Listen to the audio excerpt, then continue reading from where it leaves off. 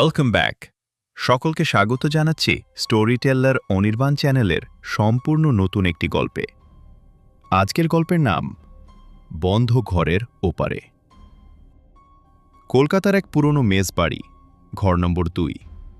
গত 10 বছর ধরে ঘরটা বাইরে থেকে তালাবন্ধ। মালিকের কড়া নির্দেশ, কেউ যেন ওই ঘরের দরজায় টোকা না দেয়।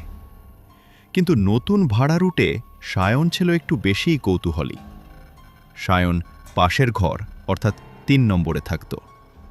প্রথম কয়েকদিন সব ঠিক ছিল, কিন্তু তৃতীয় দিন রাত ঠিক 2টোর সময় সে এক অদ্ভুত শব্দ শুনতে পেল। মনে হচ্ছে কেউ ঘরের ভেতর মেঝেতে ভারী কিছু টেনে নিয়ে যাচ্ছে। কোনো মানুষ নয়, যেন কোনো ছোট বাচ্চা খুব নিচু স্বরে ফুঁপিয়ে কাঁদছে। সায়ন ভাবল হয়তো ইঁদুর, কিন্তু পরদিন সকালে সে দেখল 2 নম্বর ঘরের দরজার তলা দিয়ে সামান্য একটু কালচে জল গড়িয়ে বাইরে আসছে। সেই জলে পচা নোনা ধল ধরলে যেমন গন্ধ হয়, ঠিক তেমন একটা উৎকট গন্ধ।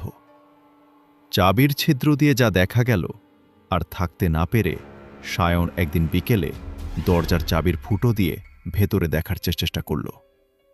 ঘরটা ঘুটঘুটে অন্ধকার হওয়ার কথা ছিল, কিন্তু সে দেখল ঘরের মাঝখানে একটা পুরনো কাঠের চেয়ার দুলছে, ক্রিচ ক্রিচ।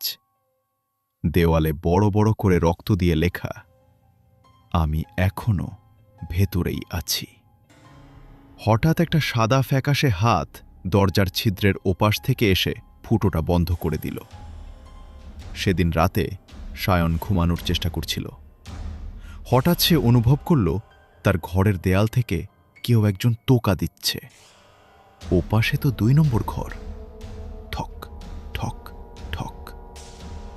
তারপর শোনা গেল একটা বিকৃত গলা একদম সায়নের কানের কাছে, ও পাশ থেকে তো কিছু দেখা যায় না রে পাগল, এ পাশ থেকে ভালো দেখা যায়। সায়ন চমকে উঠে দেখল তার বন্ধ ঘরের জানলার কাঁচের ওপারে একটা ছায়া দাঁড়িয়ে আছে। অথচ সায়নের ঘরটা ছিল 3 তলায়, যার বাইরে কোনো ব্যালকনি নেই। পরদিন সকালে মেজবাড়ির মালিক 3 নম্বর ঘরটা বাইরে থেকে তালা বন্ধ করে দিলেন। আরও একটি ঘর চিরতরে বন্ধ হয়ে গেল। আজকের গল্পটি এই অবধি।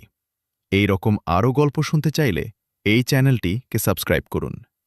আমরা আবার ফিরে আসব রবিবার রাত 9টার সময় আরও একটি নতুন গল্প নিয়ে।